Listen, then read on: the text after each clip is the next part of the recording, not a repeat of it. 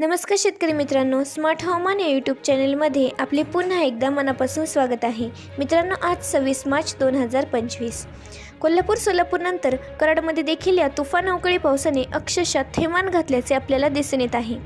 मित्रांनो, अजून कोणकोणत्या ठिकाणी या पावसाची हजेरी लागणार आहे ते या व्हिडिओच्या माध्यमातून आपण जाणून घेणार आहोत। तत्पूर्वी तुम्हाला एक छोटीशी विनंती आहे की तुम्ही जर आपल्या चॅनलवर नवीन असाल तर चॅनलला सबस्क्राइब करून आपल्या गावाचे शहराचे नाव कमेंट करून नक्कीच कळवा।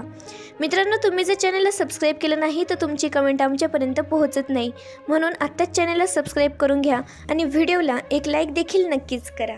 26, 27, 28 आणि 29-30 मार्चला राज्यात अवकाळी पावसाची शक्यता वर्तवण्यात आली आहे। तर अनेक ठिकाणी विजांच्या कडकडाटासह मुसळधार स्वरूपाचा पाऊस देखील पडणार असल्याचे कळवण्यात आले आहे।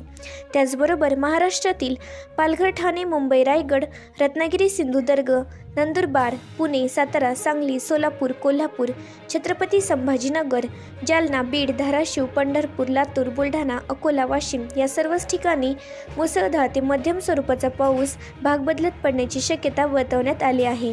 तर काही ठिकाणी मात्र रिमझिम पाऊस आपल्याला ढगाळ वातावरणासह पाहायला मिळणार आहे।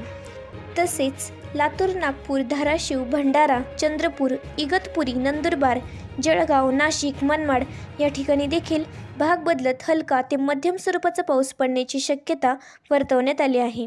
कोल्हापूर, सोलापूर नंतर कराडमध्ये झालेल्या या मुसळधार अवकाळी पावसामुळे अनेक शेतात पिकांचे नुकसान देखील झाल्याचे आपल्याला पाहायला मिळत आहे। मित्रांनो, 26 ते 30 या तारखेदरम्यान राज्यात हवामान 20 ते 25 डिग्री सेल्सिअस पर्यंत असणार आहे। जय जवान, जय किसान, धन्यवाद।